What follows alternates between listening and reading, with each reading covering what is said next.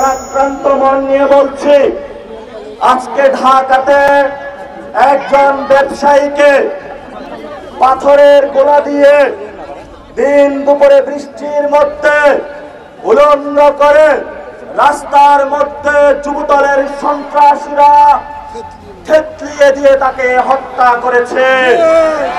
ব্যবসায়ী ভাইদের উদ্দেশ্যে বলবো, আপনারা এই 5 তারিখের পরে লন্ডনে সিরিয়াল ধরেছেন, বিএনপির নেতা কর্মীদের কাছে সিরিয়াল ধরেছেন, কিন্তু আজকে বিএনপির নেতা কর্মীরা আপনাদের শরীর থেতলে দিয়ে উপযুক্ত জবাব দিয়েছে। আপনারা আগে সিরিয়াল ধরেছিলেন শেখ হাসিনার কাছে, আর এখন যারা নব্য স্বৈরাচারের পাহারাদার আপনারা তাদের কাছে সিরিয়াল ধরেছেন। আপনাদের উদ্দেশ্যে বলতে চাই, আপনাদের বিবেক বোধ জাগ্রত করুন।